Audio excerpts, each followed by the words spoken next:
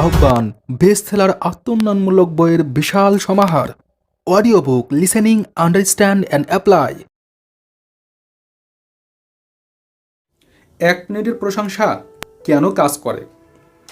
1 মিনিটের প্রশংসা কেন কাজ করে কয়েকটা উদাহরণের মাধ্যমে আপনাকে ক্লিয়ার করা যাক।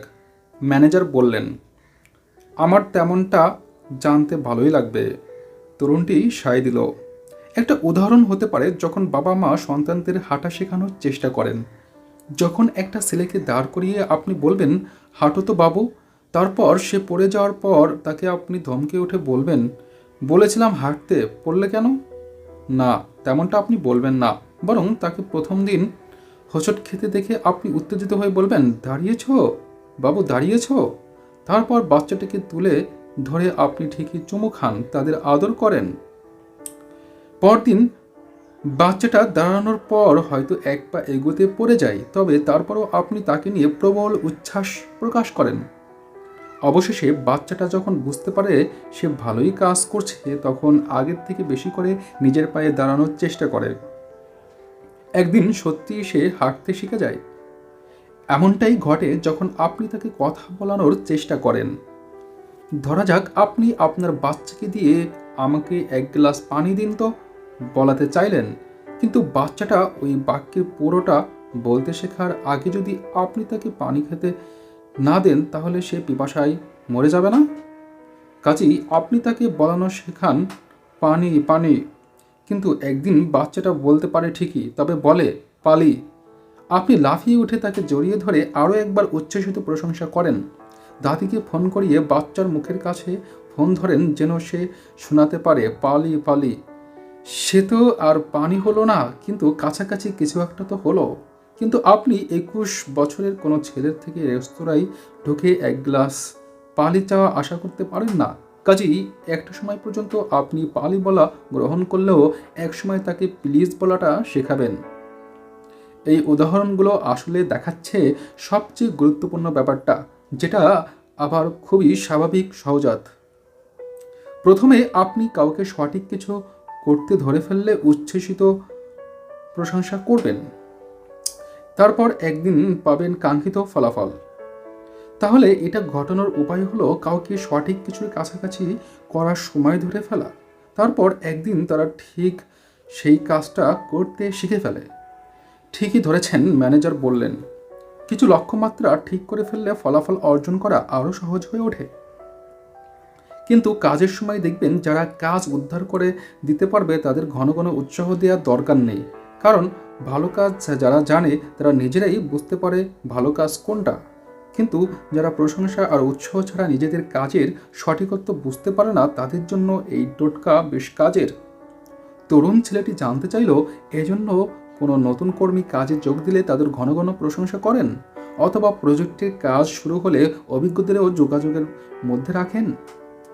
ঠিক তাই, বেশিরভাগ ম্যানেজার কর্মীদের প্রশংসা করেন কখন? যখন তারা একেবারে ঠিক ঠিক একটা কাজ করে ফেলতে পারে। তার আগ পর্যন্ত মুখটা বন্ধ রাখেন তারা। এতে করে সম্ভাব্য অনেক সফল নেতৃত্ব হারিয়ে যায়। আর এমনটা ঘটে কারণ ম্যানেজাররা চেষ্টা করে তাদের কর্মীদের ভুল কিছু করার সময় ধরে ফেলতে। এতে করে আদতে তো চূড়ান্ত ফলাফলটা আসতেই দেরি হচ্ছে। মনে তো হচ্ছে না এমন করে খুব কার্যকর কিছু ঘটানো সম্ভব। তরুণ বলল, সেটাই তো ঘটে। দুঃখের বিষয় হলো প্রায় সব প্রতিষ্ঠানই নতুন নতুন কাজ না বোঝা মানুষগুলোর সঙ্গে অন্যায্য আচরণ করে। এরা ঠিকই স্বাগতম জানিয়ে নিজেদের প্রতিষ্ঠানে তাদের ঢোকায়, তারপর ছেড়ে দেয় একলা। ভালো কিছু করলে প্রশংসা তো করেই না, উল্টো কিছু একটা করার চেষ্টা করলে তাদের হাত পা আরও বেঁধে দেওয়ার চেষ্টা করে। এটা অবশ্য ব্যবস্থাপনার জন্য একটা ভালো পদ্ধতি বলে অনেকগুলো বছর ধরে স্বীকৃত ছিল। আমি একে বলি কাউকে একা ছেড়ে হাত পা বেঁধে দেওয়ার পদ্ধতি। আপনি একটা লোককে একাকে ছেড়ে দেন, সে একটা দারুণ কাজ করে দেখাবে সেই আশাতেও থাকেন। তারপর সেই লোক যদি কাজটা ঠিকমতো করতে না পারে, তাকে ধমকে দেন আরও। এই লোকগুলোর ভবিষ্যৎ কি? এদের তো দেখেছেন আপনি। এই কাজে নেমে নিশ্চয়ই অনেকগুলো প্রতিষ্ঠান ঘুরেছেন। এতে করে আপনার ধারণা হওয়ার কথা, ও ধরনের মানুষগুলো চেষ্টা করে যত সম্ভব কম কাজ করতে, হেসে ফেলল তরুণ। ঠিকই বলেছেন, এমন লোককে দেখেছি আমিও। আর এমন ম্যানেজারের অধীনে কাজ করতে করতে ওরা একসময় নিজেদের কাজটা উপভোগ করতে ভুলে যায়। একমত হলেন ম্যানেজারও। একদম ঠিকই ধরেছেন। ওরা কিন্তু তারা যা করছে তাতেও খুব একটা মনোযোগ দেয় না। ওরা কেউ পছন্দই করে না তাদের কাজটা। ছেলেটি বলল, এখন বুঝতে পারছি 1 মিনিটের প্রশংসা কেন কাজ করছে। এর বদলে ধমক দিলে সেটা মোটেও কাজ করতো না। যোগ করল সে, মজার একটা উদাহরণ মনে পড়ল আমার এইমাত্র। আমার বন্ধুরা সেদিন নতুন কুকুর পুষতে শুরু করেছে। কুকুরটাকে বাসাতেই ট্রেন করার নতুন এক উপায়ের কথা বলল আমাকে। জানতে চাইল আমার ধারণা কি এ ব্যাপারে। আমার তো এখন ভয় করছে প্রশ্নটা করতেই। ম্যানেজার বললেন ওদের পদ্ধতিটা কি ছিল। ওরা বলল কুকুরটা যেদিন ওদের কার্পেটের উপর বাথরুম করে ফেললো তাকে ধরে ওরা ওই নোংরার মধ্যে নাক ঘষিয়ে পত্রিকা সটিয়ে পাছায় শক্ত একটা বাড়ি মেরে জানালা দিয়ে লনে সরে ফেলেছিল। বার্তাটা স্পষ্ট, বাড়িতে তোমার কাজ কি থাকবে ওই লনে। হাসলেন ম্যানেজার। তারপর ওরা জানতে চাইল এমন প্রশিক্ষণের পর কি ঘটতে পারে। আমি হাসলাম, কারণ জানতাম এরপর কি ঘটতে যাচ্ছে। হলেও তাই। 3 দিন পর কুকুরটা ঘরের মধ্যে ঢুকেছিল। কার্পেটের মধ্যে কাজ সেরে সে চুপচাপ লাফিয়ে পালিয়েছিল ওখান থেকে। কারণ কাজটা করে ফেলার পর সে বিপদটা বুঝতে পেরেছিল পরিষ্কার। এলাকা ত্যাগ করতে হবে তেমনটা সে টের পাচ্ছিল। উচ্চস্বরে একমত পোষণ করলেন ম্যানেজার। এটা তো দারুণ একটা গল্প। নতুন কেউ যে কিছু শেখার চেষ্টা করছে তাকে শাস্তি দিলে কোনো সমাধান হয় না। অনভিজ্ঞদের শাস্তি না দিয়ে আমার মনে হয় তাদের পুনর্নির্দেশনা দেওয়াটাই বেশি কাজ দেয়। এতে করে 1 মিনিটের লক্ষ্যমাত্রা সম্পর্কে পরিষ্কার একটা ধারণা আনা সম্ভব। তার ফলাফল হিসেবে তারা বুঝতে পারে ভালো কাজ কোনটাকে বলা হবে। তরুণ ছেলেটি জানতে চাইল, তাহলে আপনি নতুন করে নির্দেশনা দেওয়ার পর আরও একবার তারা ঠিক কিছু করে ফেলার সময় ধরে ফেলতে চান? ঠিক তাই। শুরুতে আপনাকে তককে তককে থাকতে হবে কখন 1 মিনিটের প্রশংসা ছড়ে ওদের আরও কার্যকর করে তোলা যায়। সরাসরি তরুণের চোখের দিকে ম্যানেজার তাকালেন। আপনি বেশ দ্রুত শিখে নিচ্ছেন সবকিছু। শেখায় বেশ আগ্রহ আছে আপনার মধ্যে। এমন কাউকে আমার রহস্যগুলো শেয়ার করছি ভেবে ভালো লাগছে। দুজনেই হেসে ফেলল এবার। 1 মিনিটের প্রশংসা শোনার সঙ্গে সঙ্গে চিনতে পেরেছে ছেলেটা পুনর্নির্দেশনা পাওয়ার থেকে বরং আমি 1 মিনিটের প্রশংসাই চাইব। ছেলেটি বলল, 1 মিনিটের লক্ষ্যমাত্রা আর প্রশংসা কেন কাজ করে তা পরিষ্কার বুঝতে পারছি। যুক্তিও বটে ব্যাপারটা। ম্যানেজারের উদ্দেশ্যে মুখ তুলে তাকালো ছেলেটা। কিন্তু 1 মিনিটের পুনর্নির্দেশনা কাজ করছে কিভাবে? 1 মিনিটের পুনর্নির্দেশনা কেন কাজ করে? ম্যানেজারটি বুঝিয়ে দেওয়ার চেষ্টা করলেন। 1 মিনিটের পুনর্নির্দেশনা যে কাজ করে তার পিছনে কয়েকটা কারণ আছে। শুরু করা যায় যেটা দিয়ে অল্প কাজের উপর তারা প্রতিক্রিয়াটা জানতে পারছে। এতে করে সমস্যাটা শুরু হওয়ার সঙ্গে সঙ্গে আপনি ধরতে পারছেন। অনেক ম্যানেজার তাদের হতাশার ব্যাপারটা লুকিয়ে রাখে। একদম জমে জমে পাহাড় হওয়ার পর উগরে দেয় সবটা। কিন্তু পারফরমেন্স রিভিউ নেওয়া যখন শুরু হয় এমন ম্যানেজাররা ক্ষেপে থাকেন, কারণ জমা পড়তে পড়তে তাদের রাগ উঠেছে তুঙ্গে। মুখ খুললে পুরোটা ধুয়ে শেষ না করে তিনি থামতে পারেন না তখন আর। কর্মীদের প্রত্যেকে গত কয়েক মাসে কি কি ভুল করেছে একটা একটা করে বলতে থাকেন তারা তখন। দীর্ঘশ্বাস ফেলল তরুণ। আপনার কথা খুবই সত্য। এমন আচরণ মাঝে মধ্যে বাসার ভিতরও পেতে হয় আমাদের। হ্যাঁ, বাবা মায়েদের অনেকেই বা স্বামী স্ত্রীরা এমনটা প্রায়ই করে থাকেন। ফলাফল হিসেবে তারা যেটা চাইছেন সেটা কখনো পান না। এতে করে কি হয় জানেন? যাকে আপনি ধমক দিচ্ছেন সে অস্বীকার করতে থাকে। আমি এমনটা করিনি, তেমনটা করিনি। প্রতিরক্ষামূলক একটা অবস্থান যে সে নিচ্ছে, এর ফলে কিন্তু নিজের দায়টা সে স্বীকার করছে না। এটা একাকী ছেড়ে হাত পা বেঁধে দেওয়ার পদ্ধতিতে যোগাযোগের একটা ভাষা। নড়ে বসলেন ম্যানেজার। কিন্তু যদি সেই ম্যানেজাররা আরও আগেই এই সমস্যাগুলো নিয়ে কাজ করত, তাহলে একজন মানুষের একটা ভুল নিয়ে তারা একেবারে কাজ করতে পারত। এজন্য আমার মনে হয় পারফরমেন্স রিভিউ জিনিসটা হওয়া উচিত এক চলমান প্রক্রিয়া। বছরে একবার করার মতো ঘটনা এটা না।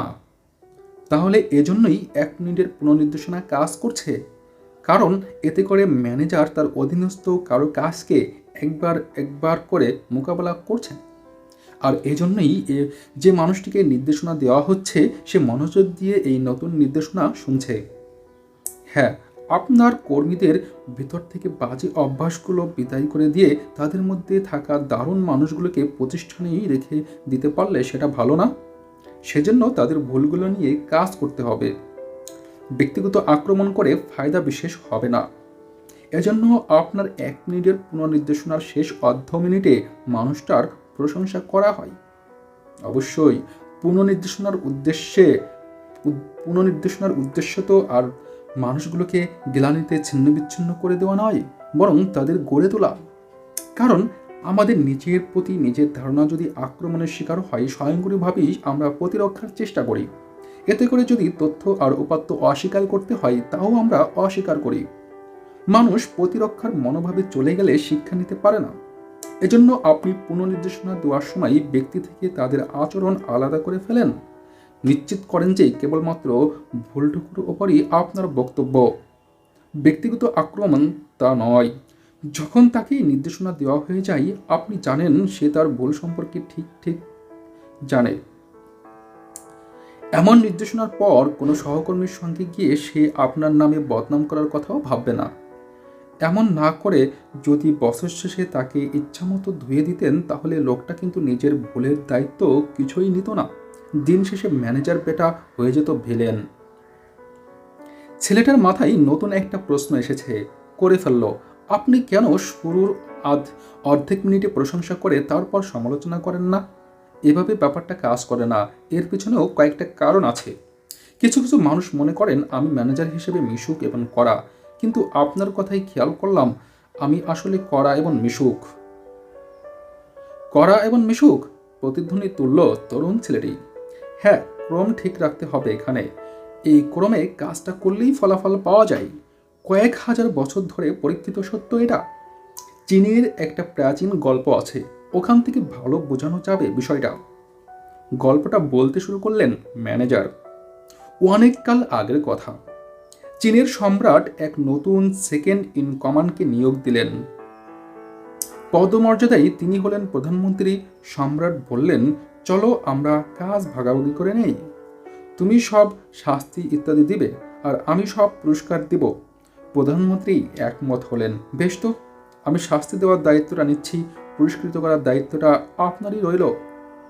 গল্পটা আমার পছন্দ হবে বলে মনে হচ্ছে। পছন্দ আপনার হবে, একমত হলেন ম্যানেজার। মুখে এক ঝলক হাসি ফুটে উঠেছে তার।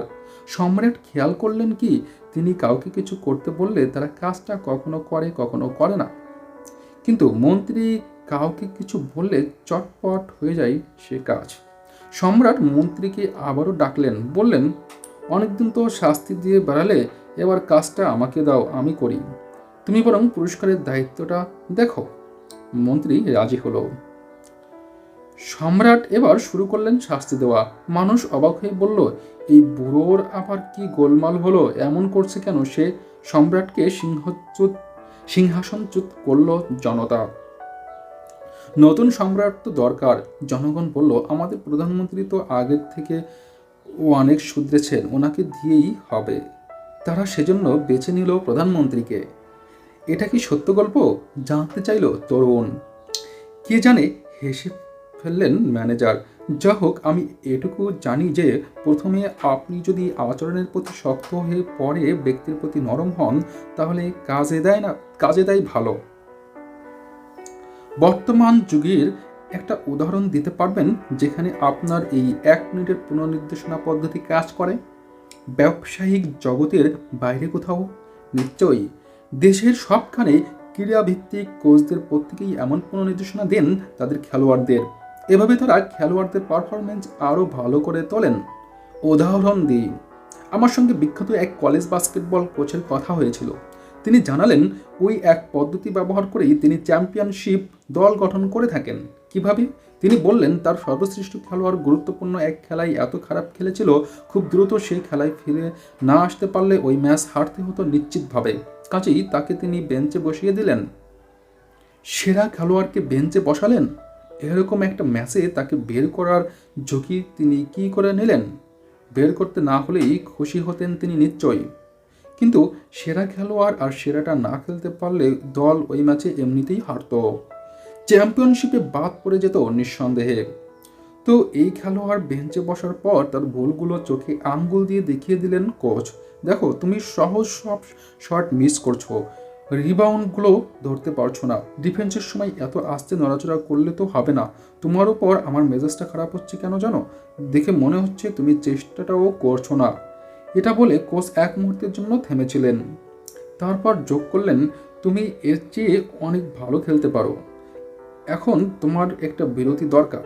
যতক্ষণ না মনে করছো তোমার সহজে খেলাটা খেলতে পারবে, বিশ্রাম নাও। মনে হলো কয়েক যুগ পর খেলোয়াড়টি উঠে দাঁড়িয়েছিল, কোচের কাছে গিয়ে বলল, আমি প্রস্তুত কোচ। কোচ বলেছিলেন, তবে নামো, দেখাও আমাকে তোমার দৌড়। নামার পর বিদ্যুৎ গতিতে খেলা শুরু করেছিল সেরা খেলোয়াড়।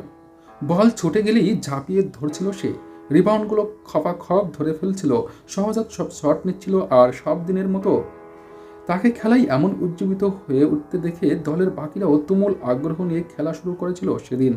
ফলাফল খেলাটা জিতেছিল তারা। তাহলে মূল ব্যাপারটা দাঁড়ালো, তরুণ ছেলেটি যোগ করলো, জন লেভি আমাকে যেমনটা শিখিয়েছিলেন ওই কোচ ভদ্রলোক ঠিক ঠিক তাই করেছিলেন। প্রথমে তাদের ভুলটা দেখিয়ে দেওয়া, তারপর নিজে সেজন্য কেমন বোধ করছেন তা জানানো, এবং সবশেষে নিশ্চিত করা খেলোয়াড়টি এর থেকে ভালো কাজ দেখাতে পারবে সে ব্যাপারে তার বিশ্বাস আছে। অর্থাৎ তাদের কাজকর্ম তেমন ভালো না হলেও তারা ভালো। একদম তাই। আপনি খেয়াল করে দেখুন, অন্যদের নেতৃত্ব দেওয়ার সময়, কারো কাজ করার দক্ষতার সময় তার মূল্যটা গুলিয়ে ফেলা উচিত হবে না। আসলে মূল্যায়ন করা দরকার ওই মানুষটাকে, কারণ মানুষটাই তার কার্যক্রম নিয়ন্ত্রণ করতে পারে, শুধু অধীনস্থ নয়। এটা আমাদের নিজেদের জন্য প্রযোজ্য অবশ্য। আপনি যদি এতটুকু বুঝতে পারেন তাহলে এটা দেখুন, কম্পিউটারের স্ক্রিনে আরেকটা লেখা তুলে ধরলেন তিনি। সফল পুনর্নির্দেশনা দেওয়ার জন্য দরকারি অংশটা ধরতে পারবেন। আমাদের আচরণেই আমরা নয়, বরং সেই আচরণের ব্যবস্থাপক আমরা।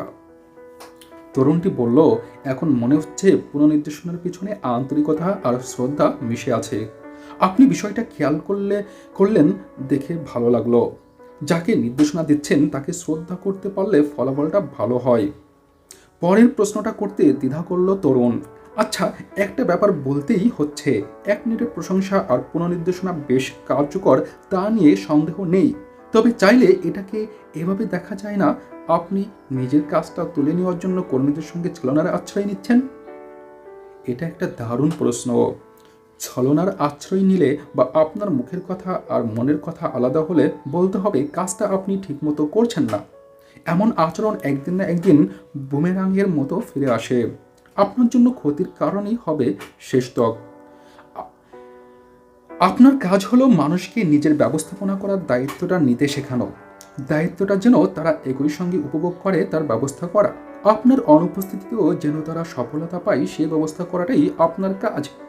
সেজন্য আপনার উচিত আপনার নিজস্ব উদ্দেশ্যটা মানুষকে জানানো, কোনো রকম দেরি না করে। জীবনে আর সব দিকের মতোই ধরুন ব্যাপারটা। এই কিছু পদ্ধতি কাজ করে, কিছু পদ্ধতি কাজ করে না। মানুষকে সত্যটা ঝটপট জানিয়ে দেওয়াটাই সবার জন্য ভালো। আপনি হয়তো খেয়াল করে থাকবেন, মিথ্যে কথা বলে মানুষের সঙ্গে কাজ করে সফল হওয়া যায় না। এখন বুঝতে পারছি আপনার ব্যবস্থাপনার মূল শক্তিটা কোথায়। তরুণটি বলল, আপনি সহকর্মীদের ব্যাপারে বেশ আন্তরিক। অবশ্যই, আর সেই সঙ্গে ফলাফলের প্রতিও আমার আন্তরিকতা একই রকম। তরুণটি এতক্ষণে প্রথমবারের মতো খেয়াল করলো ফলাফলের সঙ্গে মানুষের সম্পর্কটা কত কাছের। প্রথম দেখা হওয়ার পর এই ম্যানেজারটিকে তার কতই না গম্ভীর মনে হয়েছিল। মনে হলো ম্যানেজার ভদ্রলোক তার মনের কথাও পড়তে পারছেন। বললেন, কখনো কখনো আন্তরিকতা থেকেও কঠোর হতে হয় মানুষের কাজের উপর, মানুষটির উপর নয়। কারণ দেখুন, ভুল করাটা সমস্যা নয়, সেই ভুল থেকে শিক্ষা না নেওয়াটা হলো সমস্যা। তরুণটি জানতে চাইল, যদি কেউ একই ভুল বারবার করতে থাকে পুনর্নির্দেশনা দেওয়ার পরও, বেশ, তবে আমি আপনাকে একটা পাল্টা প্রশ্ন করি, এমনটা হতে দেখলে সেই ম্যানেজারের কেমন বোধ করার কথা? ভালো লাগার কথা না নিশ্চয়ই, বিরক্ত তিনি হবেন, রেগেও যাবেন খুব সম্ভব। ঠিক ধরেছেন, সেজন্য এমন একটা সময় আপনার নিজেরই একটু বিরতি নেওয়া দরকার, যেন আবেগের তাড়নায় কোনো ভুল সিদ্ধান্ত নিয়ে না ফেলেন। 1 মিনিটের পুনর্নির্দেশনা দেওয়ার লক্ষ্যটা হলো মানুষ যেন শিখতে পারে। কিন্তু কেউ যদি একটা কাজ শিখতে পারে, তারপর সেটা করেও দেখাতে পারে, কিন্তু তাদের আচরণে এভাবে কাজ না হয়, মনোভাব ধরা পড়ে, সেটা কিন্তু পুরো প্রতিষ্ঠানের জন্যই ক্ষতিকর। এমন এক লোককে দলের মধ্যে রাখাটা উচিত হবে কিনা তা নিয়ে আপনাকে আবারও ভাবতে হবে। এবার বিষয়টা আরও পরিষ্কার হয়ে এলো তরুণের কাছে। নিউ 1 মিনিট ম্যানেজারকে বেশ পছন্দ হয়ে গেল তার। মানুষ কেন তার সঙ্গে কাজ করতে ভালোবাসে এখন তা স্পষ্ট। এই ম্যানেজারের জন্য তারা কাজ করে না, বরং তারা কাজ করে তার সঙ্গে কাঁধে কাঁধ মিলিয়ে। ছেলেটি বলল, লক্ষ্যমাত্রা আর তাদের ফলাফলের সঙ্গে 1 মিনিটের লক্ষ্যমাত্রা, প্রশংসা আর পুনর্নির্দেশনার সম্পর্কটা কোথায় তা নিয়ে আমি কিছু নোট নিয়েছি, পরে যেন মনে থাকে। তাই আপনার কাছে বিষয়টা আগ্রহ জাগানোর মতো হতে পারে। নোট থেকে কয়েকটা পেজ খুলে দেখালো সে। লক্ষ্যমাত্রার থেকেই আচরণের শুরু হয়, এর প্রতিক্রিয়ার সঙ্গে আগামীর আচরণ নির্ভর করে। ভালো লিখেছেন তো, ম্যানেজারটি উৎসাহই দিলেন। তেমনটাই মনে হচ্ছে সত্যি আপনার। আরও একবার প্রশংসাটা শোনার আশায় বলল সে। দেখুন ইয়ংম্যান, হালকা গলায় বললেন ম্যানেজার, জীবনে আমার ভূমিকা জীবন্ত টেপ রেকর্ডারের না, এক কথা বারবার বলার মতো সময় আমার হাতে নেই। ছেলেটি ভেবেছিল আরও একবার তার প্রশংসা করা হবে, তার বদলে নিজেকে 1 মিনিটের পুনর্নির্দেশনার শিকার হতে দেখল সে। হতাশার ছাপটা মুখে ফুটে উঠতে দিল না অবশ্য সে। স্বাভাবিক অভিব্যক্তি নিয়েই জানতে চাইল, কি বললেন? 1 সেকেন্ডের জন্য একে অপরের দিকে তাকিয়ে রইল তারা, তারপর ফেটে পড়ল হাসিতে। আপনাকে আমার বেশ পছন্দ হয়েছে, ম্যানেজারটি বললেন। এখানে চাকরি করতে কেমন লাগবে আপনার? বিস্ময় চোখে নিয়ে তাকিয়ে থাকলো ছেলেটি। মানে আপনার অধীনে কাজ করব? উত্তেজনা নিয়ে জানতে চাইল সে। না, আমি বলতে চাইছি নিজের জন্য কাজ করবেন আপনি, আমার টিমের আর সবাই যেভাবে কাজ করে। এখানে কেউ কারো জন্য কাজ করে বলে আমি মনে করি না। মানুষ নিজের জন্যই কাজ করতে পছন্দ করে। অন্তরের অন্তঃস্থলে সবার এমনটাই চাওয়া। আমাদের এখানে যারা কাজ করছেন একে অন্যের সহকর্মীর মতোই তারা। একসঙ্গে আমরা চেষ্টা করি আগের থেকে উন্নত হয়ে উঠতে। আমি আমার সাধ্যমতো চেষ্টা করি যেন তারা আগের থেকে ভালো কাজ বুঝতে পারে। এতে করে দিন শেষে নিজেদের কাজটা আমরা সবাই উপভোগ করি, জীবনটাও। আর অবশ্যই এই প্রতিষ্ঠানটিও আমাদের কাছ থেকে বেশ লাভবান হচ্ছে। এর থেকে বেশি আর কি চাওয়ার থাকতে পারে ছেলেটির? এখানে কাজ করতে আমার অসম্ভব ভালো লাগবে, উত্তরটা দিল সে। কাজেই কাজটা নিল সে। সময় গড়ালো এমন এক দুর্দান্ত মনোভাবের ম্যানেজারের সঙ্গে কাজ করতে পেরে ব্যক্তিগতভাবেও বেশ লাভবান হলো ছেলেটি। একদিন অবশ্যম্ভাবী ঘটনাটা ঘটে গেল। আরও একজন নিউ 1 মিনিট ম্যানেজার। সে নিজেও হয়ে উঠল একজন নিউ 1 মিনিট ম্যানেজার। তার চিন্তাধারা আর কথাবার্তা তেমন হয়ে উঠল বলে নয়, বরং একজন নিউ 1 মিনিট ম্যানেজারের মতোই নেতৃত্ব দেওয়া আর ব্যবস্থাপনা শিখে ফেলেছিল সে। সব কিছুকে সহজভাবে পরিচালনা করলো সে। 1 মিনিটে লক্ষ্যমাত্রা নির্ধারণ করলো, 1 মিনিটের প্রশংসায় অধীনস্থদের ভাসালো, 1 মিনিটের পুনর্নির্দেশনা দিল সময় মতো। ছোট্ট কিন্তু গুরুত্বপূর্ণ প্রশ্নগুলোই করল সে। সহজ সত্যগুলো বলল, হাসলো, হাসালো, কাজ করলো, উপভোগও করলো।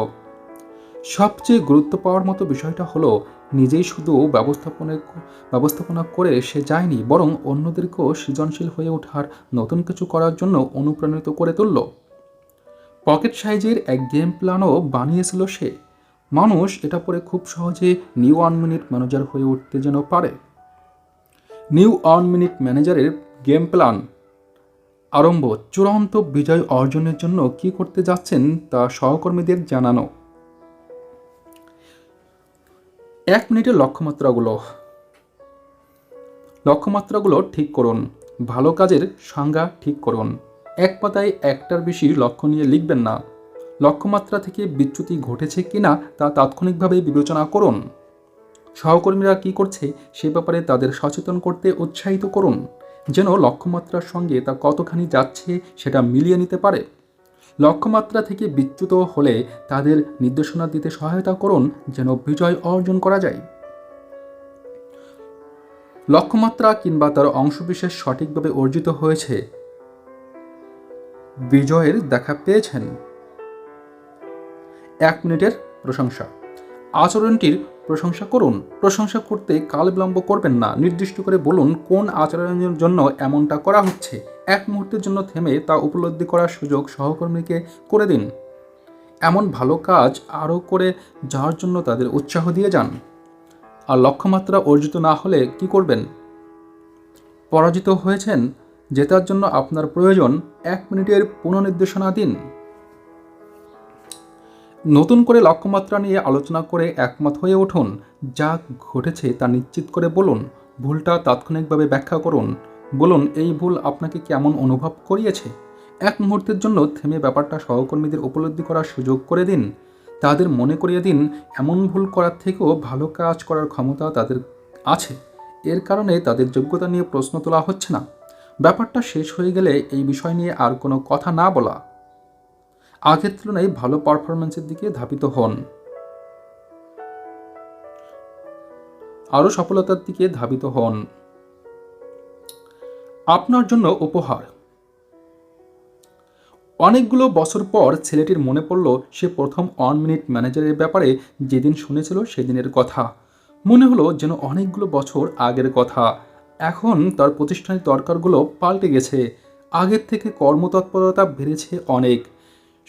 সারা দেওয়ার দায়িত্বগুলো পালন করতে হয় আগের থেকেও অনেকটা দ্রুত। বিশেষ সেই ম্যানেজারটি তাকে অকাতরে সময় আর জ্ঞান বিতরণ করেছিল এককালে। সেজন্য সে আজ সত্যই কৃতজ্ঞ। এই জ্ঞান তার উপকারে এসেছে শেষটাই। নিজে যা শিখেছিল তা অন্যকে শেখাবে এই প্রতিজ্ঞাও তখন সে করেছিল। কথাটা আজ পর্যন্ত মনে রেখেছে সে। নিজের লেখা নোটগুলোর কপি করে নিজের দলের সবাইকে একটা করে রাখতে দিয়েছিল। তারই প্রেক্ষিতে তারা এই নোট পড়েছিল, জানিয়েছিল 3 রহস্য জানার পর সত্যিকারের পার্থক্য গড়তে সুবিধা হয়েছে তাদের। প্রশংসার সঙ্গে সঠিক মিশ্রণে পুনর্নির্দেশনা মিশিয়ে দিলে কেমন কার্যকরী ফলাফল পাওয়া যায় সেটা তারা লক্ষ্য করেছে। লক্ষ্যমাত্রা অর্জনে এদের ভূমিকা ছিল চোখে পড়ার মতো। সহকর্মীদের কেউ কেউ জানিয়েছে এই 3 রহস্যের প্রয়োগ তারা নিজেদের বাড়ির মধ্যেও করে দেখেছে। ঘরের মানুষদের সঠিক কাজ করার সময় ধরে ফেলার চর্চাও তাদের কেউ কেউ এনেছিল। লিজ অ্যাকুইনো একদিন এসে বলল, 3 রহস্যের ব্যাপারে আমাকে বলার জন্য আপনাকে ধন্যবাদ। আমার হাতে এখন আগের থেকে অনেক বেশি সময় থাকে। সেজন্য আসলে ধন্যবাদটা পাওয়ার কথা আমাদের নিউ 1 মিনিট ম্যানেজারের। নিজের ডেস্কে বসে সে লক্ষ্য করল দারুণ ভাগ্যবান সে। এখন তার হাতে কাজ কিংবা পরিকল্পনা করার জন্য আগের থেকে অনেক বেশি সময় আছে। কাজের বাইরে আরও কিছু ব্যাপারে নিয়ে তার আগ্রহ ছিল। সেসব দিকে মনোযোগ দেওয়ার জন্য হাতে এখন আছে অঢেল সময়। এমনকি অবসর কাটানোর মতো সময়ও সে এখন যথেষ্ট পায়। অন্য কোনো ম্যানেজারের থেকে কম উদ্বেগ নিয়ে দিন কাটানোর জন্য নিজের ভাগ্যকে ধন্যবাদ দেয় সে। দলের বাকিরা এত ভালো কাজ করছে, জনবল নিয়ে খুব কম সমস্যাই তাদের বিভাগকে সামলাতে হয়। ছুটি না নিয়ে উধাও হয়ে থাকা কর্মী এখানে নেই। অসুখের দোহাই দিয়েও কেউ অফিস কামাই করে না। অতীতের দিকে ফিরে তাকিয়ে সে নিজের সিদ্ধান্তকে সাধুবাদ জানায়।